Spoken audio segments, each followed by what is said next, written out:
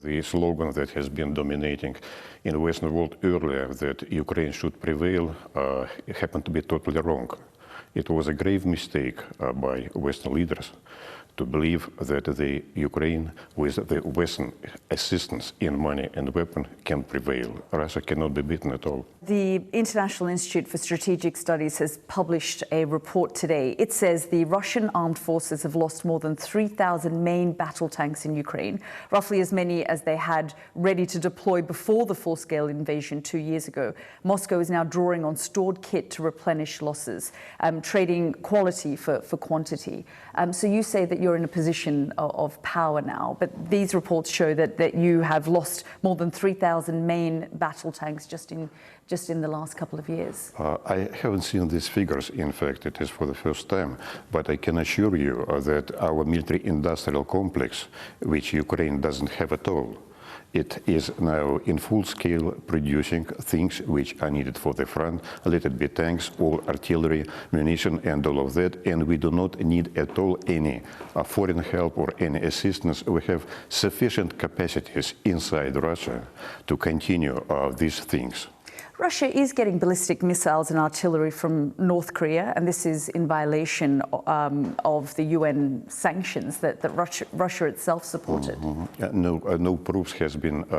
I can assure you that if there were proofs of these things, we can already see it. Your defense minister went to North Korea. They talked about defense cooperation. Yes. In fact, Vladimir Putin, President Putin, gave a letter thanking Kim Jong-un for, quote, strong support from the Democratic Republic of Korea for the special military operation in Ukraine. What was that for? I'm not aware of this letter, frankly. I do not know. I'm not a military man. I'm a diplomat and working in London. But I don't believe that we need anything from North Korea because we are self-sufficient now, totally self-sufficient, very differently from Ukraine. Because so no Iranian drones coming there, you know, the Western intelligence has cited Iranian drones? Once I have been at the arms exhibition near Moscow, and I have seen Iranian exhibition over there.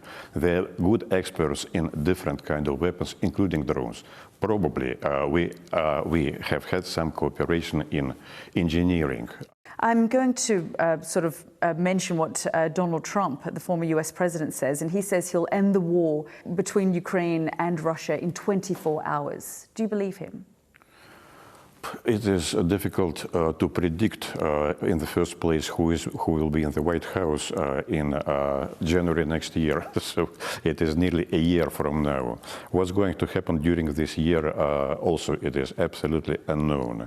But you would rather Donald Trump in the White House? No, we do not say neither yes or no, because otherwise we will be immediately accused that we are supporting this president or that candidate. No, so we do not say about that.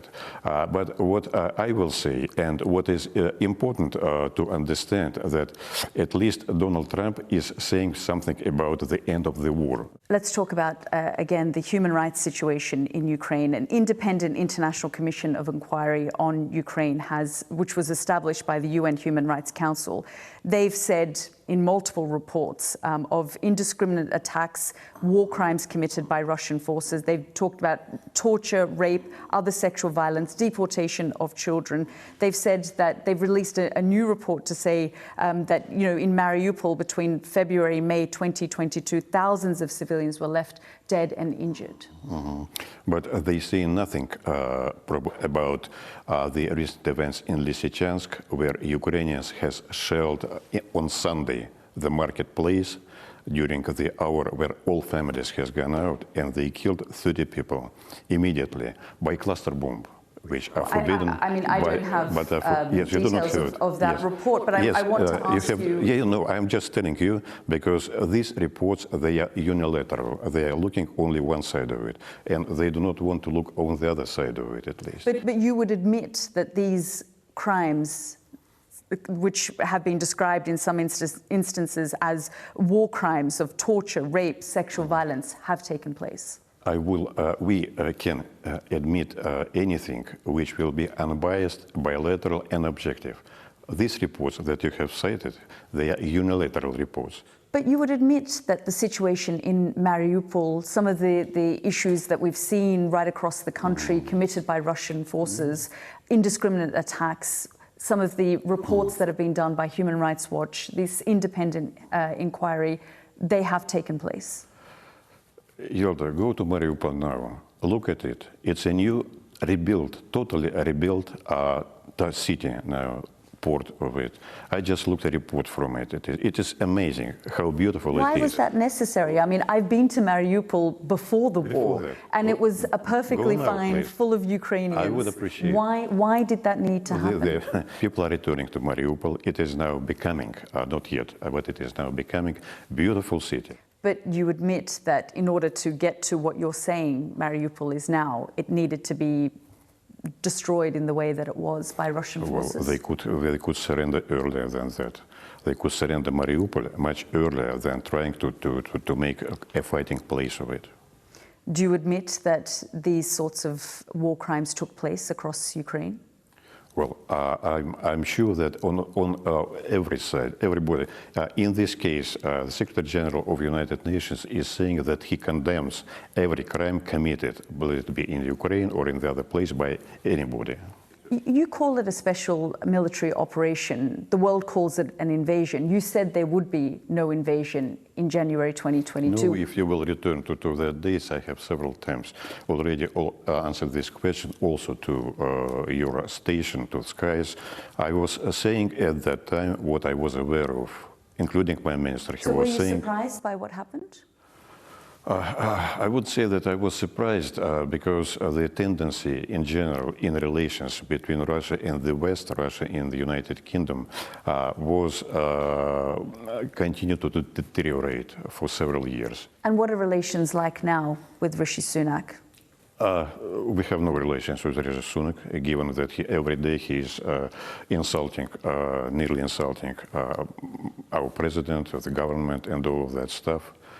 So we have no political relations with UK. British and other NATO generals and ministers are warning of a threat of a large-scale conflict with Russia in the next few years. What's the view from Moscow? They like it very much. It is. They like to press it. I will tell once again that there are two things in it. One thing is to show to us that if we will continue fight Ukraine, then we will have to meet NATO. This is one. It's a threat. Second is that, of course, generals are trying to get more money from the budget for the reforms for the forces, especially in UK. And I will tell you what President Putin has said in his interview to Tucker Carlson recently.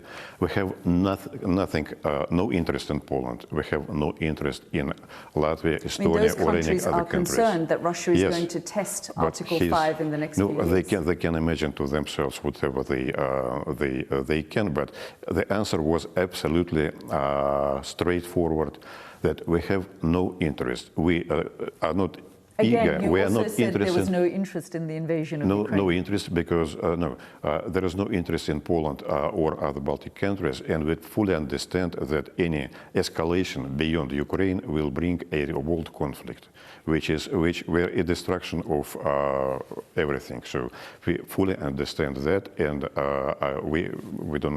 we cannot support this. Well, Donald Trump has encouraged Russia to invade any NATO ally that's not paying a minimum of 2% of its GDP on defense. Do you think President Putin is tempted by this? I think it's a joke by Donald Trump. It's of course very unrealistic. We will see what he's going to say if he will continue his campaign.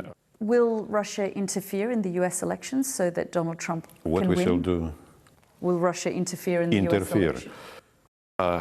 We have no means to interfere in any election campaign. Let's talk about the Russian elections, which are coming up in the next month. Any voices that oppose Vladimir Putin is silenced. We've seen what's happened to Alexei Navalny. We've seen Boris Nadezhdin, who was evicted and prevented from going any further in the elections because he opposes the war. Boris Nadezhdin, he is an interesting figure, I will say, in our politics. He has got some support in different circles, and for them, he should be just more careful about building up his election basis, because when he has brought all these signed supporters, list by supporters, there were lots of discrepancies, unfortunately. Because he opposed Vladimir Putin? No, not because of that, because he has that's carefully... That's what he says, that's what the world believes. Because he was speaking up against the war, because he was standing in opposition to Vladimir Putin, he's now been prevented from taking part in the election. No, as I have said, that his voice has been heard. Well, when we know what the outcome of the Russian elections will be... No, we do not know, so it's a democratic process. Let us see what will be the outcome. Why bother with the pretense of a democratic process when we know the outcome?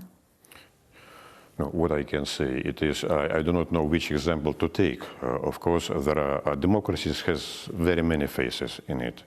Going forward, if there was a negotiation with Ukraine, what would it look like for you? What would it take to end this conflict? Yes, it's a good topic. But to discuss it seriously, first of all, we need that the President of Ukraine will reject the decree that he put it on himself not to conduct negotiations. And second, that in the West, leaders that are supporting now financially and with armament, especially Ukraine, they should recognize that it was a mistake. You don't recognize that invading Ukraine was a mistake? No, it was not. It was a necessary step, unfortunately. Ambassador, thank you so much for your time. Thank you. Thank you very much for your questions and your time.